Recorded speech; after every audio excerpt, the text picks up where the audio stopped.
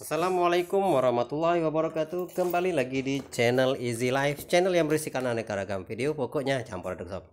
Oke sobat Easy Life, kali ini saya mau bagi-bagi tips ya. Saya udah siapin beberapa slide. Jadi ini adalah tips investasi ala Easy Life ya.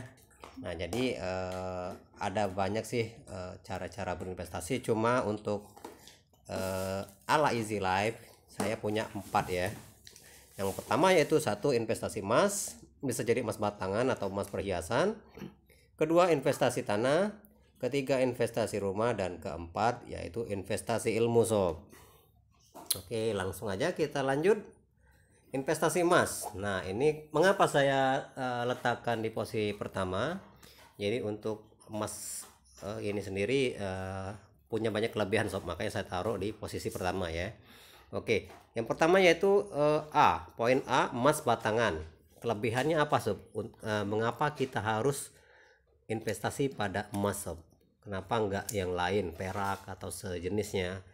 Pertama, emas itu barang yang mudah dijual sob. Jadi statusnya itu liquid. Kapanpun kalian butuh uang, apalagi yang disimpan emas batangan, itu kalau kalian mau jual di toko emas atau dimanapun itu sangat gampang sob menjualnya sob. Pasti sangat gampang, apalagi emas batangan yang kalian beli itu bersertifikat ya. Yang kedua kelebihannya yaitu emas ini mampu menjaga nilai harta sob. Dia nggak bakal terkena dampak inflasi ya, walaupun pernah ada yang bilang bahwa emas ada juga kena dampak inflasi. Cuma selama yang saya lakukan, yang ada malahan nilainya terus bertambah dan terus naik sob. Jadi nilai harta sobat nggak bakal berkurang. Mengapa di sini saya bilang menjaga nilai harta? Saya akan ambilkan contoh, semisalnya nih, pada tahun 2012 anggaplah sobat membeli emas 1 gram itu seharga 500.000. Dimana harga 500.000 itu sobat anggaplah nih bisa beli dengan bisa beli beras sebanyak 5 karung nih, misalnya 5 karung. Nah setelah tahun 2018 harga beras tadi akan naik sob. Jadi untuk 5 karung tadi akan menjadi sekitar mungkin 1 jutaan. Nah jadi jika kita menyimpan uang itu nggak bakal uang dengan yang kita simpan tadi 200.000 misalnya, selama 5 tahun itu justru berkurang nilainya sob. Tapi akan terbalik keadaannya jika sobat menyimpan emas sob. Kalau sobat menyimpan emas dengan nilai yang sama, nilai tersebut nggak bakal jauh beda dengan harga barang pada saat di masa yang datang sob. Jadi misalnya emas pada tahun 2012 1 gram itu 500.000 200.000, jadi setara dengan 5 karung beras pada tahun 2018 emas tersebut akan sama. Jadi harganya itu nggak bakal jauh beda, tetap 1 gram emas itu tetap bisa mendapatkan 5 karung beras. Berbeda jika sobat menyimpan uang. Oke, yang ketiga kelebihannya itu mudah dijual dimanapun dan kapanpun sob. Nah jadi yang saya bilang tadi, jika sobat membeli emas batangan terutama di Antam ya misalnya, itu kan punya sertifikat nih sob. Jadi jika sobat butuh uang, sobat nggak harus ke Antam nih jualnya, sobat jual di toko emas pun bisa sob. Di sana mereka bisa dengan gampang menerima emas tersebut sob. Oke, kekurangannya, di balik kelebihan pasti ada kekurangan. Cuma kekurangan ini kayaknya bisa kita atasi sob. Satu, faktor keamanan. Nah jadi faktor keamanan ini kayak gini sob. Semisalnya nih rumah kita kemalingan, nah emas yang kita simpan dalam rumah kita nggak tahu nih, ternyata si maling masuk rumah dan ternyata bisa menemukan emas simpanan kita. Cuma itu aja sob. Yang kedua, untuk investasi jangka pendek itu nggak menguntungkan sob, karena memang untuk emas batangan setahu saya itu ada banyak potongan biaya, karena nilai jual dan nilai beli emas batangan itu beda sob. Jadi pihak penjual ini misalnya nih harga emas 1 gram 900.000, jika si si perusahaan tadi dia akan membeli dengan harga 870-an, ada selisih harga sob, belum juga nanti dipotong pajak lagi. Oke, Selanjutnya yaitu investasi emas. Poin B, emas perhiasan. Kelebihannya sama kayak tadi sob, nilainya itu liquid, jadi gampang untuk gampang untuk dijual ya, gampang untuk dijual. Yang kedua, sama seperti emas batangan, menjaga nilai harta, jadi nggak terkena dampak inflasi sob. Yang ketiga yaitu biaya potongan rendah. Jadi semisalnya nih sobat beli emas perhiasan, jadi sobat mau jual biasanya udah ada ketentuan nih, biaya upah, biasanya disebutkan biaya upah. Semisalnya sobat beli emas 10 gram, potongan harga jika kita jual lagi biasanya antara 1 sampai 3% sob. Jadi udah ada ketentuan ya pada, dan itu pun tergantung dengan toko masing-masing. Jadi misalnya toko A dia punya potongan 1%, toko B 1,5%, dan seterusnya sob, tergantung dari toko. Oke, kekurangannya sama seperti tadi. Kekurangan untuk emas perhiasan ini, satu, faktor keamanan ya, sama seperti yang pertama tadi. Untuk keamanan dikhawatirkan jika ada pencuri yang masuk atau perampok ya sob ya. Yang kedua, untuk investasi jangka pendek sama, kurang menguntungkan karena kenaikan harga biasanya. Misalnya kalau kalian mau jual antara bulan selisih 3 bulan, biasanya harga tuh nggak terlalu signifikan sob, karena memang nilai emas ini kan kenaikan juga bertahap ya, tapi memang bisa menjaga nilai harta. Nah, saya bilang untuk investasi jangka pendek kurang menguntungkan karena jika sobat ingin menjual, biasanya pun kalau ada kenaikan akan balik modal sob. Misalnya sobat beli emas 10 gram dengan harga 10 juta. Nah, pada 3 bulan selanjutnya anggaplah menjadi 10 juta, anggaplah menjadi sekitar 10 juta 200. Nah, jika toko yang sobat beli tadi menerapkan potongan harga upah sebesar 2%, maka upahnya tadi adalah sebesar 200.000. Jadi balik modal sob, di sini impas. Jadi sama sekali nggak ada keuntungan. Kekurangan yang ketiga. Nah, yang ketiga ini sangat sering terjadi sob, hanya bisa dijual kembali di toko tempat kita membeli. Jadi kalau sobat beli emas perhiasan, toko yang apabila sobat ingin menjual di toko lain itu biasanya akan dihargai lebih rendah sob, kecuali di toko tempat kita membeli ya. Dan surat pun jika kalian beli di toko A misalnya, kalau kalian nggak bawa surat itu nggak bisa membuktikan bahwa kalian itu membeli emas tersebut di toko A sob. Jadi kalian harus akan dikenakan biaya yang lebih tinggi sob. Jadi harga pun akan turun. Nah, inilah kelemahan jika kalian membeli emas perhiasan. Oke, lanjut yang kedua, investasi tanah. Nah, investasi tanah ini ada dua ya. Satu, investasi tanah mentah, dan kedua, investasi tanah kaplingan. Oke, kelebihannya yaitu satu, harga yang relatif murah sob.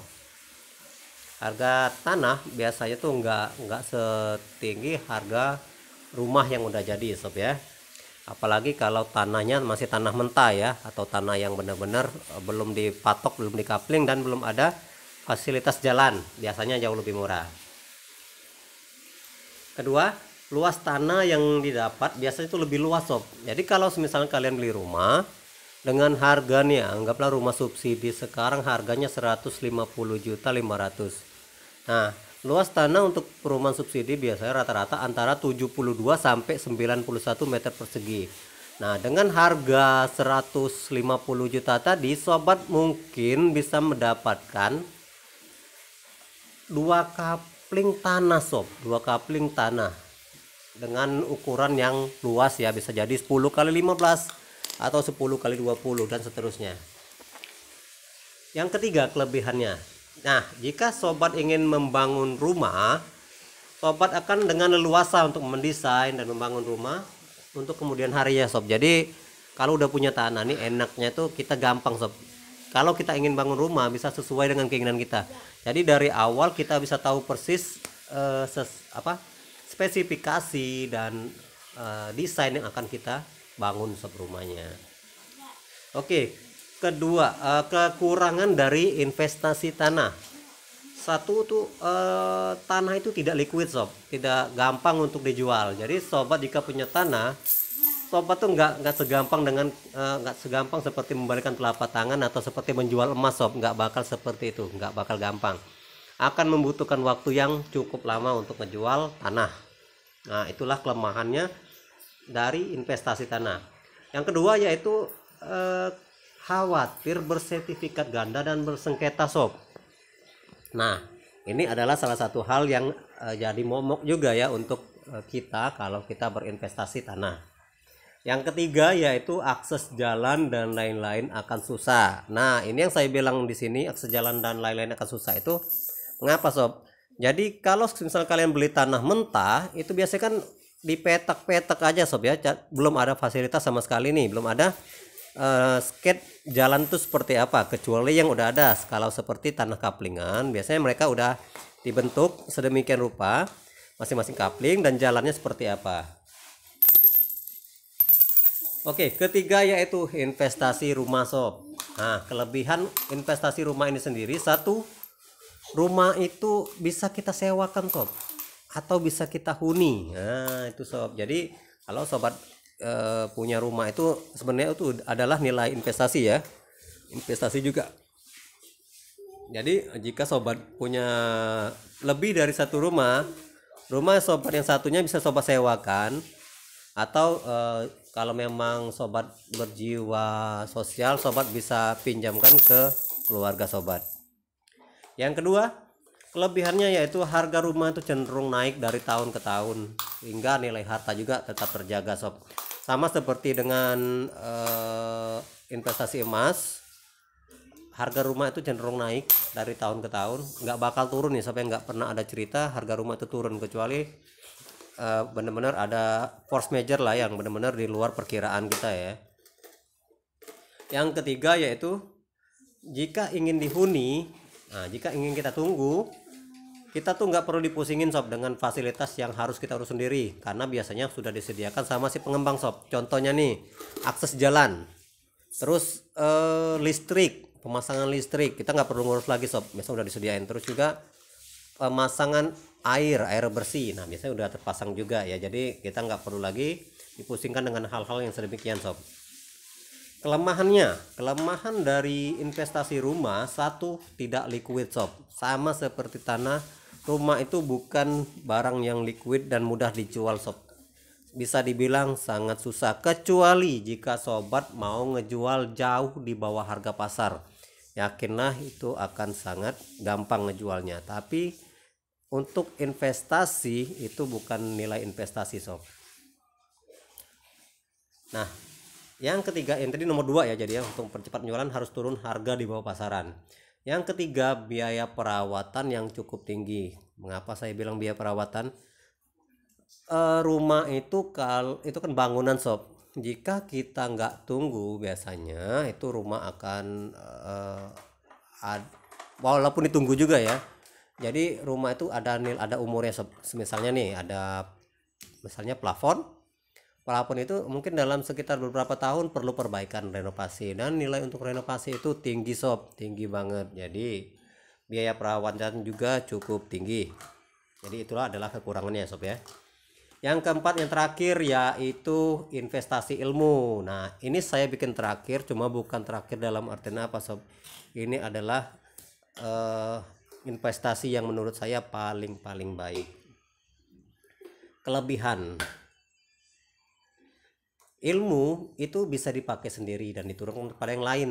Nah, jika kalian turunkan kepada yang lain, itu akan jadi amal jariah sob buat kalian. Ingat 3 hal yang dibawa di akhirat: 1, amal jariah; 2, ilmu yang bermanfaat; dan doa anak yang soleh. Nah, jadikan ilmu kalian itu untuk hal yang bermanfaat. Jadi kalian akan mendapatkan amalan tersebut sampai di akhirat. Yang kedua, bisa dikembangkan. Jadi ini ilmu yang dikembangkan, ini ilmu yang ini ya, ilmu duniawinya ya. Bisa dikembangkan dengan mengupgrade diri dengan berbekal ilmu yang ada. Semisal sobat bisa memperbaiki atau memasang, menyolder lah alat part-part elektronik. Nah, sobat bisa mengupgrade kemampuan sobat dengan kursus lagi atau dengan belajar lagi, sehingga sobat bisa memperbaiki unit-unit elektronik. Oke, dengan upgrade diri dari ilmu yang ada, secara tidak langsung kalian sudah mengupgrade diri menjadi seorang yang lebih berkompeten dan akan menambah nilai jual kalian sob. Jadi kelebihan ilmu tuh banyak bener ya sob ya. Jadi ilmu itu akan bisa mendatangkan harta buat kalian sob. Kekurangan, nah kekurangan ini nggak bener-bener kekurangan ya. Satu, ilmu itu mahal sob. Jadi kalau kita mau belajar itu kadang kita harus kursus. Jadi kadang kursus kan kadang biayanya mahal. Kuliah, nah kuliah itu biayanya juga mahal sob. Cuma sekarang ini untuk hal-hal yang bersifat praktis, sekarang banyak yang gratisan sob. Sobat bisa cari di Google atau sobat bisa nonton di channel YouTube ya. Seperti channel Easy Life ini yang kadang-kadang berbagi tutorial. Nah, semoga tutorial yang saya bagikan bermanfaat sob buat sobat ya. Oke, kekurangan kedua, pusing belajar mulu. Nah, ini bukan kekurangan sebenarnya, cuma saya bikin aja kekurangan ya. Jangankan belajar, banyak tiduran pun bikin pusing sob. Jadi mendingan belajar kan? Nah, oke. Jadi yang ketiga C, intinya tidak ada kekurangan sob. Oke, jadi cukup sekian dulu untuk konten video dari Easy Life channel kali ini. Jangan lupa subscribe, like, share, and comment, dan nyalakan juga tanda lonceng supaya sobat nggak ketinggalan update video terbaru dari Easy Life channel. Assalamualaikum warahmatullahi wabarakatuh. Salam Easy Life.